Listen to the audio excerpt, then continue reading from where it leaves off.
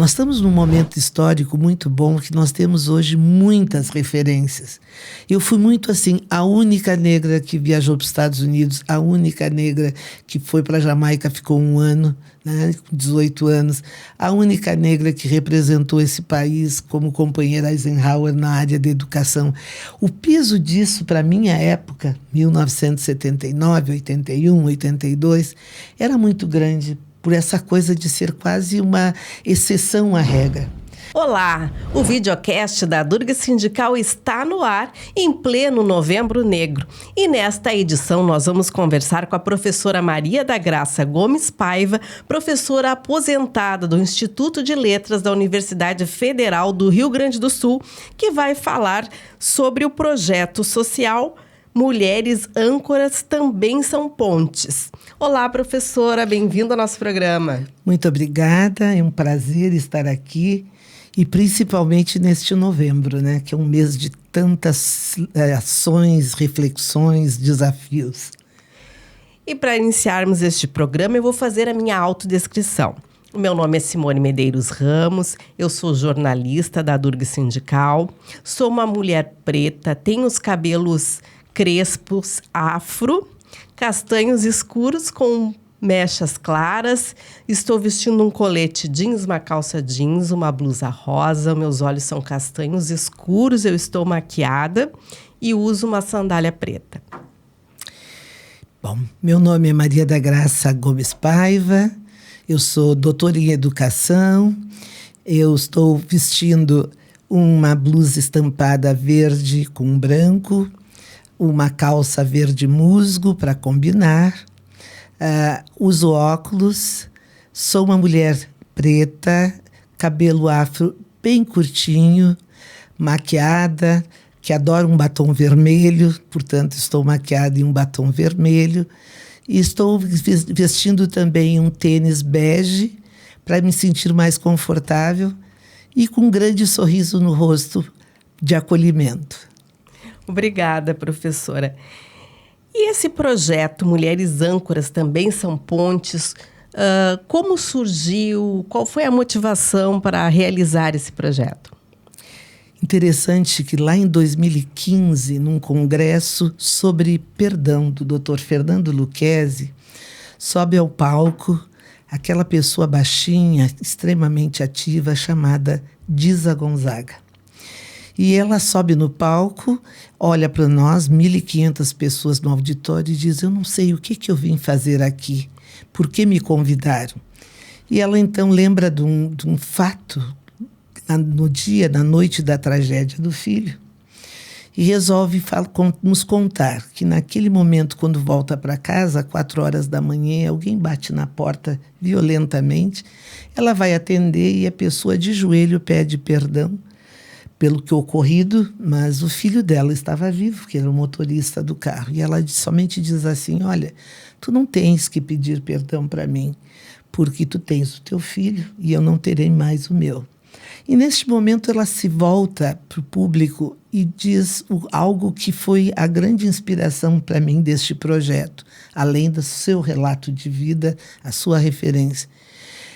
Ela olha e diz assim: a dor, quando ela é despida de rancores, ressentimentos e mágoas, ela é vetor de mudanças. Quando ela é carregada de ressentimentos, ela nos leva a uma grande depressão, até ao suicídio, né? E quando ela diz isso, me impacta por estar num momento de vida com uma dor. E eu me dei conta pela primeira vez que a dor é um sentimento que nos iguala enquanto ser humano. Não importa a questão étnica, não importa o padrão social, não importa a profissão, há uma frustração de graus diversos, perda de um ente querido, perda de um emprego, etc. Mas a dor é o que nos nivela. Então temos que saber lidar com ela, ou como vetor de mudança, como ela fez muito bem, criou a Fundação Tiago Gonzaga, hoje ela é diretora do Departamento de Trânsito do Estado. Então ela transmutou e fez isso, um grande vetor de mudança para muita gente. E isso nos inspirou, principalmente eu, a trazer para o nosso grupo da PAPS, a minha associação Paradigmação Projetos Sociais, a proposta de nós, nessa gestão, que eu entrei de novo agora como diretora-presidente, desde 22, a fazermos um projeto chamado Mulheres Âncoras Também São Pontes. Por que do título? A princípio, todas nós mulheres somos âncoras. E eu diria, na conjuntura atual das relações, divórcios, separações, também temos muitos homens âncoras. E a âncora tem toda uma simbologia de firmeza, né? Pé no chão. Só que quando nós desenhamos a logomarca, teve uma professora de matemática que disse, mas a âncora, por mais firme que esteja, ela oscila pelo vento, pelo mar. E nós fizemos a leitura da âncora como aquela pessoa firme, mas que oscila frente às tempestades da vida. E o que ela segura, a âncora? Ela segura nessa simbologia nossa o barco, que é a família, para não ir à deriva. E nós sabemos o quanto do protagonismo das mulheres que são mães solo, principalmente mulheres negras, as famosas mulheres pães, né, que são pais e mães, o quanto elas seguram isso frente aos intempéries da vida e os desafios quando elas têm esses sonhos, protagonismo e superação, desejo de superação. E aí nasceu, então, a ideia do Mulheres Âncoras, baseado nessa questão da dor, né? Para motivar as pessoas a saírem da sua zona de conforto, a se cutucarem, a refletirem. Mas cada uma de nós traz uma história de vida. Eu trago uma que eu comecei muito humilde, de uma família humilde, mas com valores e princípios, e cheguei aonde cheguei, como docente até dessa universidade, por mais de 22 anos, orientadora de dissertações de mestrado e teses de doutorado. Mas isso não é tudo. O tudo é, além de ser âncora, também ser ponte. E a ponte nos lembra exatamente esse outro momento de superação e de doar-se. Então, ser ponte de solidariedade, ser ponte de amizade, ser ponte de escuta, que muitas vezes as pessoas só querem um ombro ou alguém que as escute, né? Em suma, a ponte é muito além do eu, do me olhar, do olhar a minha história, da minha memória, da minha ancestralidade, mas trazer outros para também crescerem, multiplicarem. Então, essa ideia do Mulheres Âncoras também são pontes. E me remete àquela frase, uma mão puxa a outra. Isso. Agora falando das mulheres negras, nesse Novembro Negro, uma mulher negra puxa a outra. Exatamente. E eu acho que nós estamos num momento histórico muito bom, que nós temos hoje muitas referências. Eu fui muito assim, a única negra que viajou para os Estados Unidos, a única negra que foi para a Jamaica, ficou 1 ano, né, com 18 anos, a única negra que representou esse país como companheira Eisenhower na área da educação. O peso disso, para a minha época, 1979, 81, 82, era muito grande, por essa coisa de ser quase uma exceção à regra. Isso, para quem é da minha geração, sabe muito bem o que eu estou falando, que eu tenho 74 anos, o quanto se carregou desse peso por ser a única que ousou, que conseguiu quebrar paradigmas, por isso o nome da minha associação, romper mitos e chegar aonde chegou. Mas hoje nós temos, com esse protagonismo feminino, muitas referências. E precisamos ainda de mais referências em outros campos que ainda não existe a nossa representatividade feminina negra. E agora falando da Durg Sindical, que é um sindicato intermunicipal dos professores e professoras das instituições federais de ensino superior, a gente também percebe que existem poucos professores nas universidades, professores negros e negras. Eu te diria o seguinte, eu acho que depois que eu me aposentei, em 2001, o Instituto de Letras, na minha época, tínhamos 2 professoras negras. No inglês, nós éramos professoras de inglês. A professora Marília, que acabou indo para a Unicinos, e eu. Mas só que eu era mais vista como representação negra, porque eu volto da Jamaica com meu cabelo em afro. Por quê? Porque a minha consciência de negritude nasceu na Jamaica. em função daquele mito da democracia racial que tanto se falava nesse país, que é uma ideologia que nos, de certa forma, contribuiu para o nosso apagamento. Então, eu te diria assim, depois que eu me aposentei, a pergunta que eu fico, e a Marília também saiu, a professora Marília, que é da área mais da linguagem, foi para o Unicinos, acredito que não tenha mais nenhuma professora negra de língua inglesa nesse Instituto de Letras há um bom tempo. E eu espero que isso melhore. Mas se a gente observar, e eu fiz um manifesto uma vez na universidade sobre uma semana de letras, e ficou muito evidente para mim que em vários segmentos, no próprio vestibular daquela época, era muito raro termos alunos negros. As cotas foram um momento muito especial de ação afirmativa para abrir esses espaços. Então, eu tenho hoje a esperança de que em mais cursos, principalmente da área das exatas, nós já temos hoje na medicina um grupo maior, engenharia, etc., mas antigamente só tínhamos na pedagogia, nas humanas, mas que em mais cursos ainda tenhamos essa representatividade, principalmente feminina e masculina também, nessa universidade que é pública, gratuita e que a gente sempre lutou pela qualidade dela. Mas é só olhar ao redor, a gente percebe muito isso, que ainda somos muito poucos. Sim, e as cotas já estão há bastante tempo. E como a senhora viu esse avanço das cotas e agora deveria ter uma avaliação dessas cotas, um debate, e não teve. E como a senhora avalia agora a situação das cotas hoje? Olha, hoje, no curso que eu estou fazendo sobre terceiro setor, que é para qualificar o terceiro setor, nós estamos falando muito em termos de transparência, em termos de evidências e resultados, linguagem que é do primeiro e do segundo setor, ou seja, do privado e do público, que está chegando para nós, para nos qualificarmos. E eu acho que muitas ações, assim como as cotas e outras ações governamentais, elas pecam porque elas implantam muito bem, até monitoram bem, mas não fazem uma avaliação efetiva de feedback. Olha, eu sempre entendi e acolhi muito bem as cotas porque é uma ação afirmativa, mas era para ser uma ação afirmativa com tempo limitado. Porque no momento em que a gente conseguiu esse acesso, que tem dados para mostrar que ele valeu e está valendo a pena, né? Era hora de sentar e fazer o que a minha essência da minha associação está muito preocupada em fazer, mais advocacy, ou seja, buscar junto às políticas públicas, fazer lobby, mas em cima de dados e evidências para dizer: vale a pena, valeu a pena, deve continuar, ainda não está o momento de dizer vamos cortar as cotas. E eu acho que o que está faltando é exatamente esse retorno para a sociedade. Foi um investimento, houve muita resistência, mas trouxe muitos bons frutos. E onde é que estão esses frutos? Onde é que estão esses dados?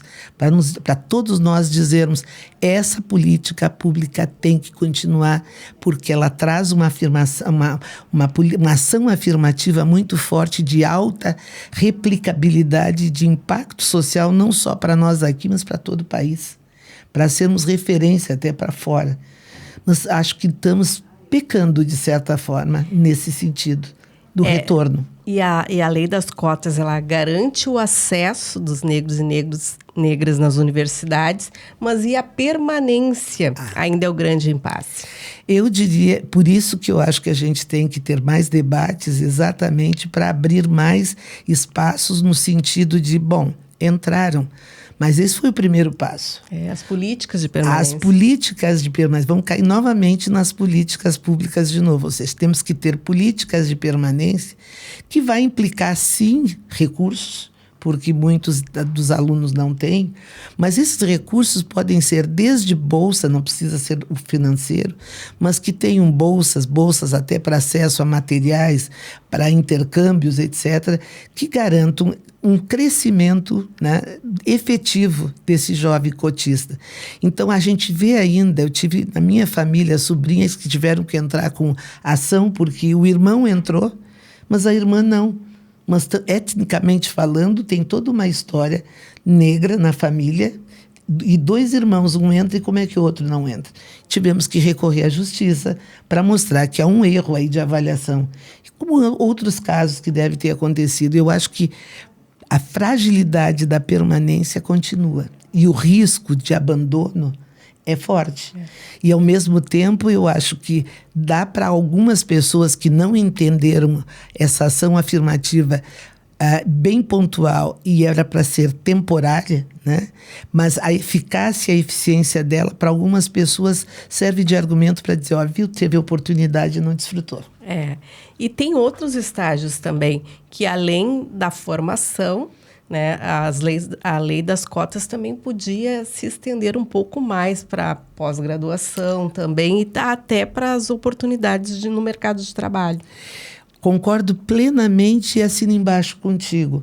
Uma das coisas que a gente quer fazer no nosso trabalho com as mulheres da Vila Jardim, nesse protagonismo do Mulheres Âncoras Também São Pontes, desde da sua essência, sua verdade que elas desconhecem, a qualificação delas e também protagonistas para outras mulheres e multiplicadoras, mas oportunidade de trabalho, que não seja só meramente artesã, né, que vai ficar fazendo as suas bijuterias, empreendedoras, efetivamente empreendedoras qualificadas, que precisam trabalhar muito a sua comunicação, a sua persuasão, etc. Então, eu acho que exatamente tu tens que aumentar a probabilidade de crescimento. Então, se eu tenho cotas para ingresso, eu teria que ter cotas também para pós-graduação e para doutorado, porque aí sim vamos fechar um ciclo. E aí, fechando esse ciclo, a oportunidade de sair da universidade e ter efetivamente um espaço de trabalho qualificado, que não seja somente aquele primário, o mais chão, mas que leve ela a ser uma empreendedora, uma empresária, por que não? Né? Então, está faltando sim esse avanço. E, claro, resistências tem. A gente sabe que o racismo estrutural é um deles, né? Para criar barreiras. Mas a gente tem que estar preparada. Hoje eu ouvi no nosso curso o seguinte, a gente tem que ter conhecimento das leis para usar como contra-argumento, e a gente tem o direito da réplica e tréplica, que não estão mais exercitando tanto quanto eu exercitei no passado. Réplica e tréplica baseado em leis, baseado em casos reais de sucesso, baseado nas referências que já temos, para contra-argumentar e realmente mostrar e sensibilizar que, olha, temos que avançar. Não adianta, o que foi dado, o que foi propiciado ainda é pouco. Eu quero saber mais, professora, sobre a Associação Paradigmação Projetos Sociais PAPS. Como começou, como é o trabalho da associação?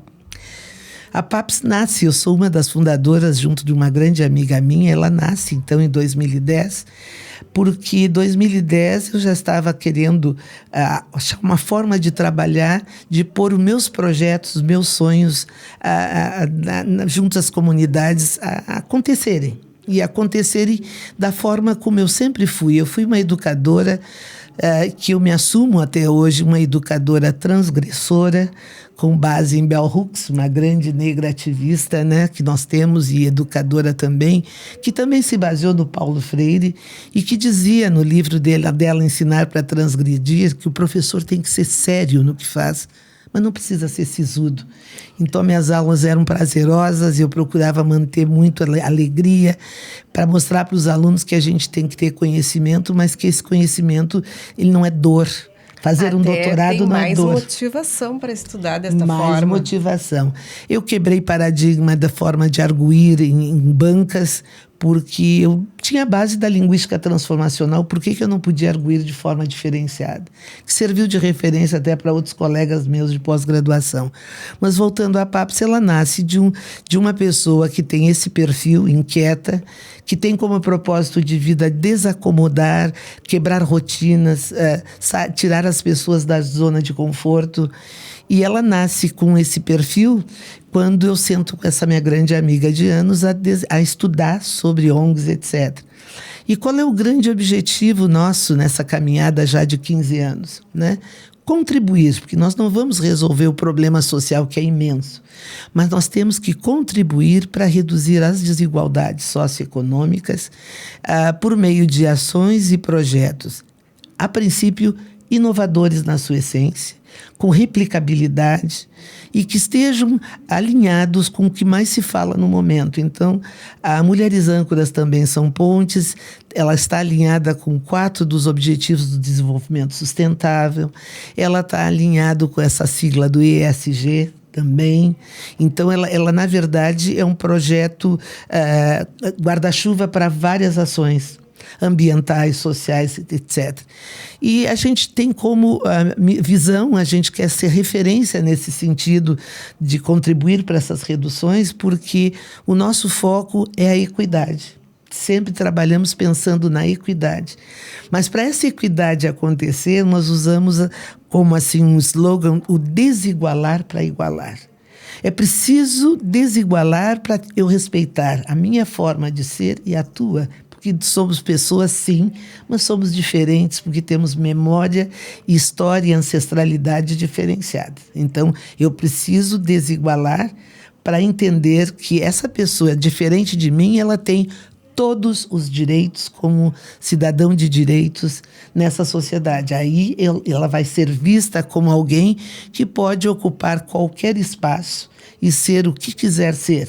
Mas primeiro eu tenho que desigualar para igualar, para trabalhar direitos humanos, trabalhar toda essa formação e para ela ter, né, e poder se olhar no espelho e dizer, eu tenho uma verdade, eu tenho uma essência e por essa verdade, a minha essência, eu quero fazer isto na vida e deixar esse legado. É respeitar as diferenças. Com certeza. Esse é o ponto de partida da PAPS. E a PAPS trabalha em várias frentes, consultoria, rodas de conversa, capacitações. A gente tem cases de sucesso, que eu sempre trago a Fundação Pescar, que eu era palestrante do Pescar, e nós fizemos um trabalho de 13 competências, de avaliação por competências. Estudamos a filosofia do Pescar, e foi um trabalho lindo que, de 2011 a 2020, toda a parte de avaliação, as referências de avaliação dos jovens do Pescar, nasceram das 50 horas de estudo nossa, que nós desenhamos as 3 competências. Só em 2020 houve uma atualização, mas fiquei feliz que agora essa proposta está indo para os monitores do Pescar. Um sarau em língua inglesa na Livraria Cultura, Trinômio, Instituto de Letras, Livraria Cultura e PAPS, 13 anos. Fizemos uma experiência cultural em livraria aberta ao público. Então, a gente procura pegar propostas em que a gente possa não só contribuir, mas mais do que contribuir, inovar. E hoje, professora, a sua experiência lá no trabalho com as mulheres na Vila Jardim é através desse projeto Mulheres Âncoras também são pontes? Sim. Nós, por exemplo, não é fácil entrar numa comunidade. Nós optamos pela Vila Jardim, por um território da Vila Jardim, assim que eu assumi em 2022. Então, a gente tem que respeitar o tempo da comunidade e a cultura. Então, primeiro nos preocupamos em atender ações humanitárias, que era enchente, as demandas que tinham, para elas entenderem que nós não éramos, que nós queríamos chegar na comunidade e estar junto com elas, trabalhando com elas, mas que nós não queríamos passar a imagem de assistencialismo tão somente, porque a PAPS ela tem essas outras funções. Ações humanitárias é uma delas. Então, o que nós estamos fazendo? A primeira ação que nós fizemos, assim, que eu acho que a gente tem que destacar, a líder do banco do Beco Mirim, com as suas lideranças, sentaram conosco e nós orientamos que elas criassem uma associação, assim como existe a PAPS. Então, hoje, elas têm um CNPJ, a Associação dos Amigos do Beco Mirim, e começaram a andar com as suas pernas no sentido de buscar demandas para a sua comunidade. Isso, para nós, já é uma primeira conquista, tu chegares numa comunidade e mostrar que ela tem potência e que ela pode fazer, não só depender de nós. E ela, com isso, agora nós vamos sentar para a campanha do Natal de materiais escolares. Elas querem nos colocar qual é a demanda que elas têm, o que nós podemos ajudar também, mas sempre a gente procura mostrar que o protagonismo é delas, que a PAPS está na comunidade para ser esse centro de ponte de apoio. Agora mesmo houve destelhamento com vento, então nós buscamos nos serviços públicos a demanda delas para responder o mais rápido possível o que elas precisavam. Hoje elas têm um carro-pipa, se falta água, elas têm um telefone de um carro-pipa. Já tiveram desratização na comunidade porque era um problema sério. Então, o que a gente está mostrando a elas? Que a PAPS pode ser essa ponte. Não vai resolver, quem vai resolver são elas, mas elas trazem a demanda, junto discutimos e, na medida do possível, a gente busca essa ponte. Só que agora elas estão começando, despertando que elas podem ter essa caminhada sozinhas. E elas estão agora pleiteando um terreno da Secretaria Municipal do Patrimônio para ser sede delas. Veja bem, a PAPS não tem ainda a sua sede, estamos caminhando também agora para uma, mas elas já saíram na frente e já têm o terreno e já estão pleiteando para implantar nesse terreno a associação delas.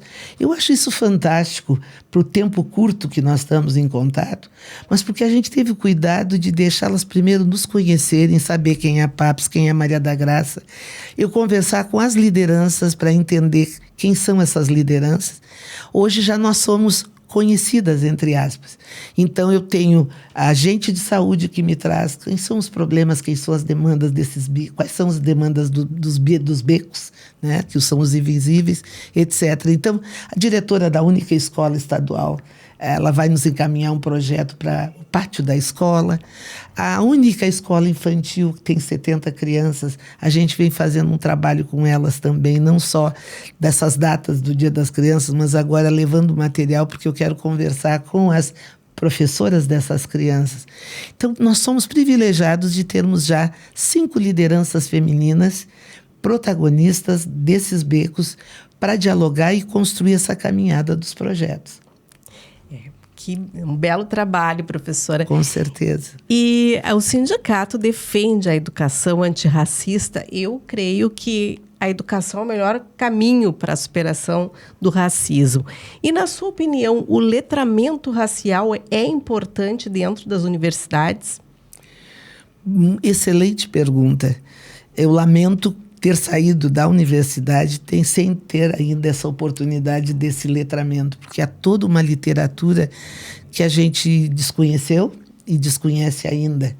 E eu acho que a universidade ela é a grande referência de pesquisa e de ensino, porque eu sempre defendi a extensão. Eu coordenei o Núcleo de Apoio Pedagógico do Rio Grande do Sul durante 15 anos dentro da Letras, por acreditar na extensão como ponte de entrada das demandas sociais, econômicas, etc., para campo de pesquisa de mestrado e doutorado. Esse letramento ainda não vejo, está tímido, né, dentro da universidade, ele precisa entrar.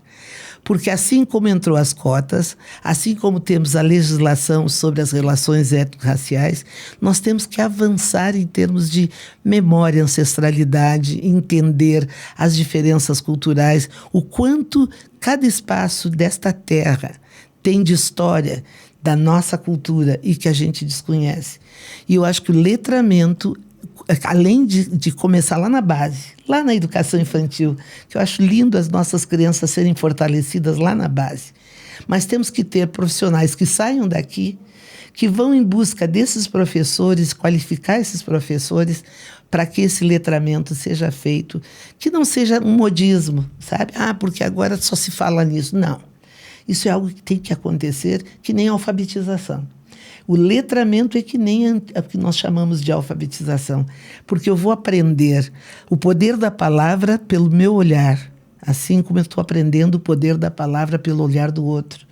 E é nesse encontro, nesse diálogo, é que eu vejo grandes mudanças. Eu acho que se não for assim, nós vamos continuar competindo, nós vamos continuar segregando. Eu tenho agora uma neta que está fazendo hoje 4 meses e eu já me preocupo que mundo será esse que ela vai enfrentar na escola com relação aos seus colegas, que não aconteça nenhum problema junto a ela por essa questão do racismo estrutural. Então, eu quero sim e desejo que nós tenhamos muitos profissionais preparados nesse letramento para fazer isso acontecer lá na ponta. Mas a universidade é o ponto de partida.